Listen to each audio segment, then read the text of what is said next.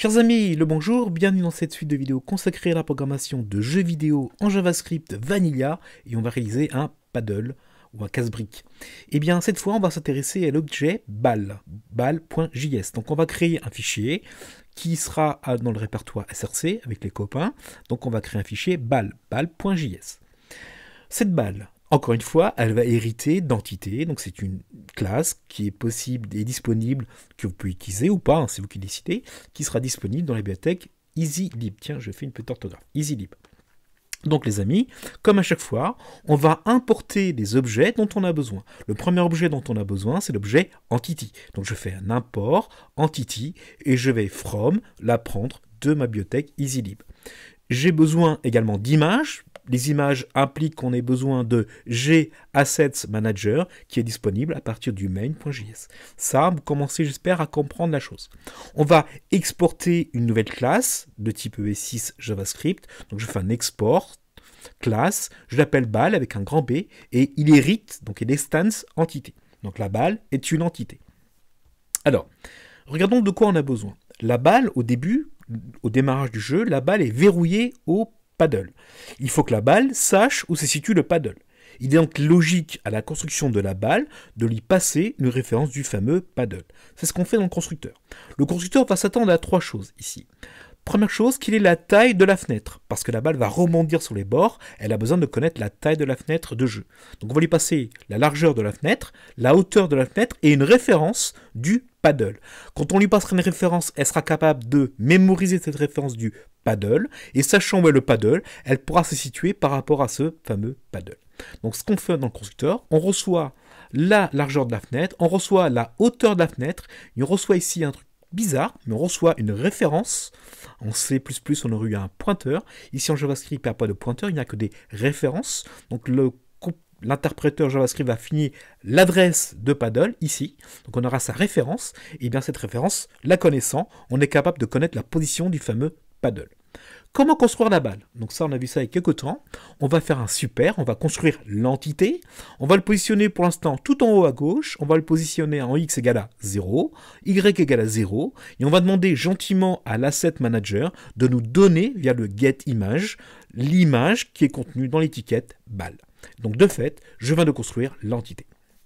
Mais si je ne mets pas la référence du paddle, en sortant du constructeur, je vais perdre cette référence. Donc pour ne pas perdre la référence du paddle, ce que j'en aurai besoin ensuite, je vais la mémoriser dans une variable qui appartient à balle, d'où le this.paddle. Donc paddle ici est un objet qui appartient à balle via le this. Donc this.paddle égale la référence du paddle. Je vais également mémoriser la largeur et la hauteur de ma fenêtre. J'en aurai besoin pour détecter si j'ai tapé à gauche, à droite, en haut et en bas. Donc je mémorise dans deux variables qui appartiennent également à balle, l'écran en largeur et l'écran en hauteur. Et pour l'instant, vous voyez, je vais positionner les vitesses. Donc l'objet entity possède un objet littéral velocity qui possède un x et un y. La vitesse en x vaut 0, la vitesse en y vaut 0. De fait, la balle est au repos. Sur Alice au repos, il n'y a aucune vitesse en X, aucune vitesse en Y. Et quelque chose qui est très très important lorsqu'on fait des jeux vidéo, c'est l'état de vos sprites, de vos objets, de vos personnages. La balle, quels sont les états? Eh bien, je n'en vois que deux. Soit la balle est verrouillée, elle est dans un état de verrou, donc son état, son this.state, son état est en locked, il est en état de verrou. Ou bien la balle a été libérée, et donc elle est en mouvement. Donc l'état, ici, est en move. Donc la balle ne peut avoir que ces deux états. Soit elle est en locked, elle est verrouillée au paddle, qu'elle suit le paddle, où le paddle se situe, la balle se situe, ou bien la balle étant libre de mouvement, elle est en move. Donc je viens créer une variable qui s'appelle this.state, soit locked, soit move. Donc soit elle est verrouillée, soit elle est en mouvement. Et puis ensuite, la balle va bouger, elle va rencontrer les murs gauche, droit, en haut et en bas. Il faut que maintenant mettre en mouvement les vitesses, donc il faut inverser les vitesses. Donc je veux ici, le plus mieux, c'est de créer deux fonctions, voire trois fonctions, enfin de créer des méthodes, des fonctions, qui vous donnent accès à ces vitesses. Donc ici, j'ai créé une fonction qui s'appelle removeX, qui va simplement inverser la vitesse selon les axes X. Par exemple, si la balle se déplace sur les X positifs, donc elle va de la gauche vers la droite, si j'inverse la vitesse en X, elle va se déplacer maintenant de la droite vers la gauche. Il y a un effet de rebond. De même, je vais créer une fonction qui s'appelle removeY, donc qui va inverser la vitesse en Y. Ensuite, il y a une fonction qui va la mettre en mouvement. En effet, la balle, au début, elle est verrouillée au paddle. Il y aura une action, donc une touche, la personne va appuyer sur une touche, elle va libérer la balle du paddle. Il faudra la mettre en mouvement. Et bien, pour la mettre en mouvement, on va appeler une fonction qui s'appelle setMovement, tout simplement. Mais attention, je ne peux mettre en mouvement que si la balle, au préalable, était dans un état de verrou. Je ne vais pas mettre une balle en mouvement qui est déjà en mouvement.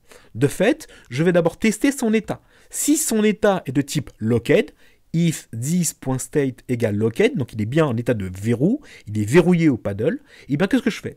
Je lui passe son état, je change son état devient maintenant l'état move, donc il est en mouvement, et je lui donne une vitesse en X, 150 pixels par seconde, et une vitesse en Y de moins de 100 pixels par seconde, et bien de fait la balle va monter vers les briques qui se situent au-dessus. Donc une fonction setMovement qui en fonction de l'état de la balle va la mettre en mouvement ou pas. Et bien ensuite la balle va rencontrer le paddle, il faut donc mettre en position le fait que la balle rencontre ou pas le paddle. Donc je vais tester les collisions qu'il y a entre la balle, donc elle-même, et le fameux paddle. Mais le paddle qu'on a reçu en référence. De fait, on connaît le paddle car on l'a reçu en référence. Et c'est le même paddle. Il passe l'objet au sens adresse. Donc on a bien l'adresse de paddle. C'est bien le paddle dont on parle. Il n'y en a pas deux, il n'y en a pas trois, il n'y en a qu'un seul. C'est le même paddle qu'on aura dans le game stage. Donc la première chose à faire, c'est de voir s'il y a une collision. Alors comment on teste les collisions? Eh bien dans le entity, il y a une fonction qui s'appelle collides. Donc je fais this.collides. Est-ce qu'il y a une collision entre toi, la balle, donc moi la balle ici, je suis la balle, hein, je fais 10 collides, c'est moi la balle. Est-ce que je suis en collision avec 10 paddles? La réponse est oui ou non. Si c'est vrai, oui. Et donc s'il y a une collision et que la vitesse en Y était positive, c'est-à-dire que la balle est en train de descendre, d'accord? Eh bien, de fait, s'il y a collision entre la balle et le paddle, et que la vitesse de la balle était en positive, donc elle descendait, eh bien maintenant, il faut créer un rebond de la balle. Mais par rapport à quoi? Par rapport au situ de la balle, par rapport au paddle. Vous n'oubliez pas, hein, on va calculer l'angle en fonction de la position de la balle par rapport au paddle. Est-ce que c'est une vitesse qui sera plutôt vers la gauche ou une vitesse plutôt vers la droite? Qu'est-ce que je fais? Eh bien, tout simplement, je vais créer des variables locales ici qui vont me fournir la position du paddle, la position de la balle. Donc, dans une variable que j'appelle xPaddle, j'obtiens la position centrale selon l'axe x. Donc, je fais 10.paddle, getCenterX. Donc, j'obtiens la position centrale par rapport à x.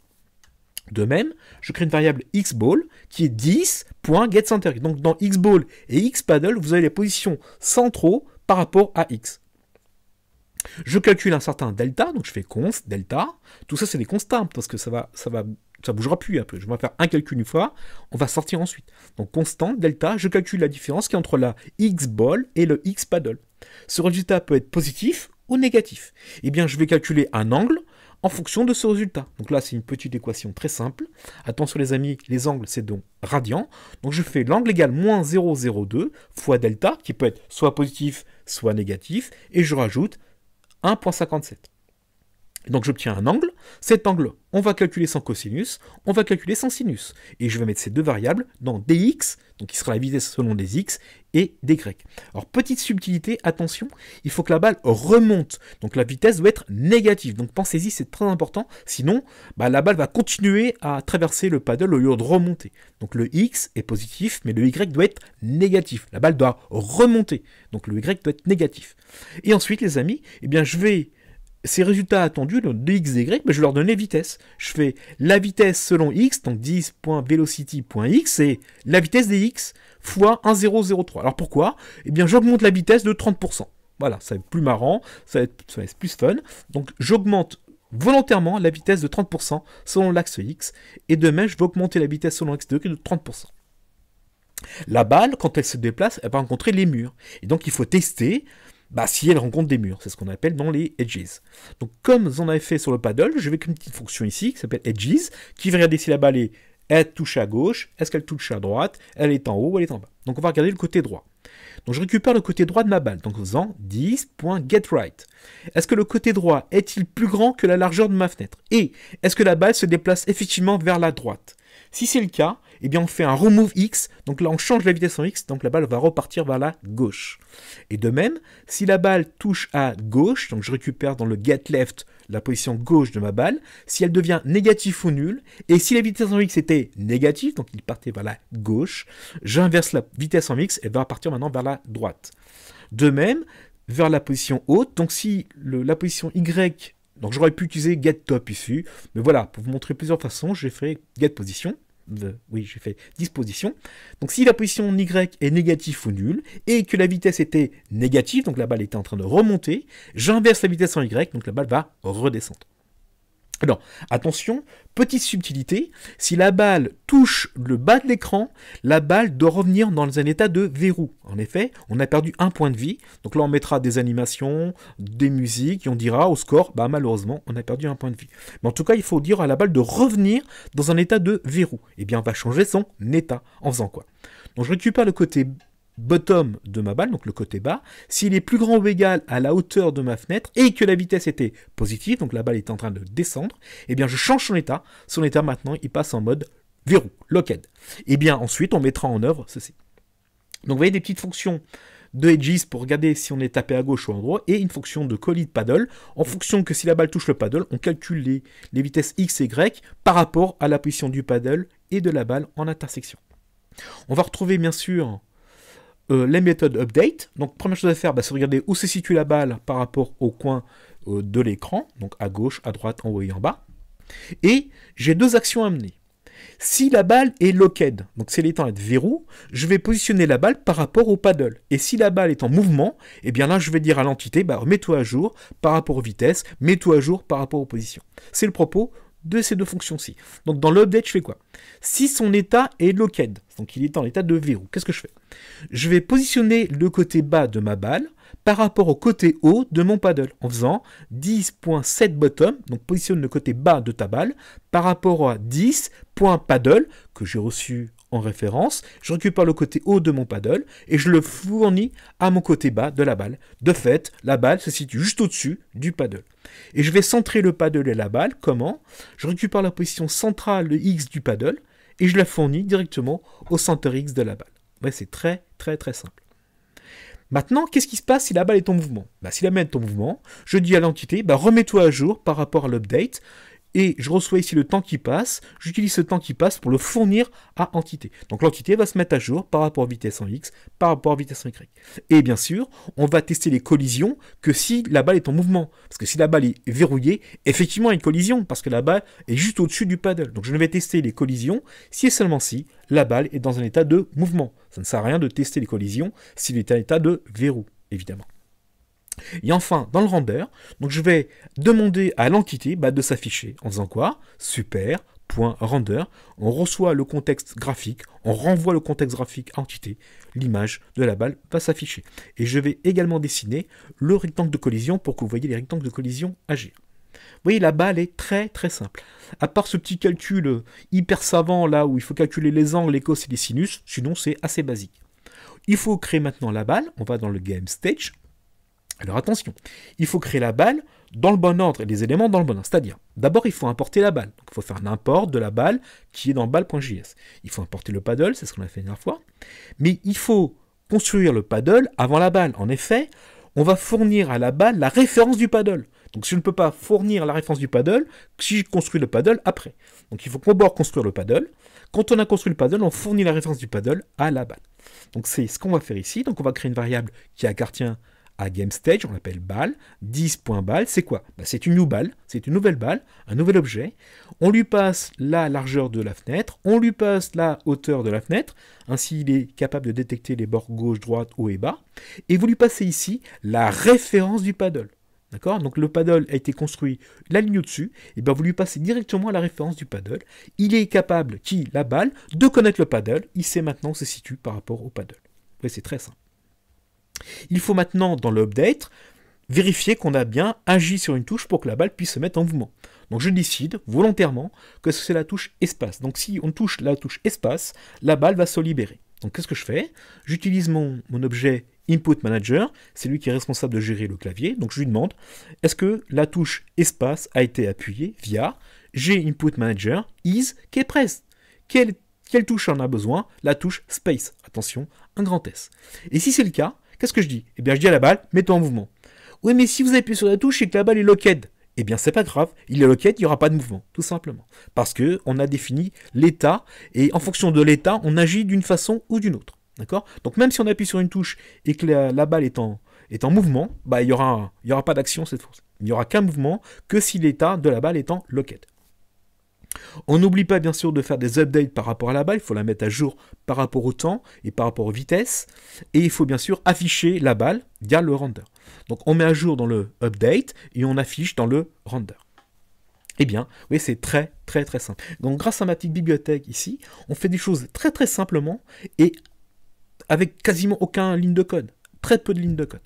Donc on va tester ça, on va lancer ici le live server. Voilà, il y a maintenant une balle qui apparaît et un paddle. Alors, on va dire, mais qu'est-ce que c'est que ce rectangle?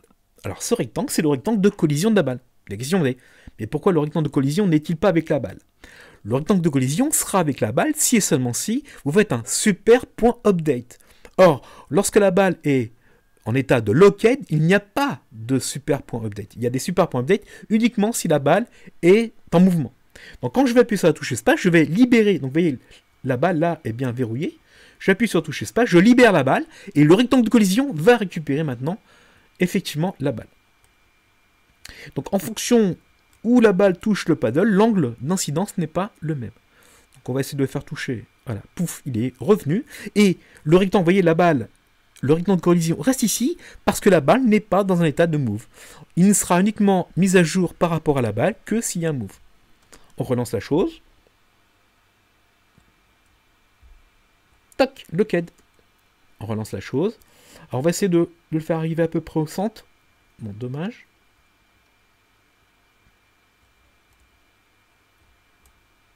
Touc. Donc la prochaine fois, on va mettre en œuvre les fameux briques et les fameux blocs. Alors j'arrive. Voilà, on est à peu près au centre, on a envoyé un angle de 80 degrés. Merci pour votre écoute et à très bientôt.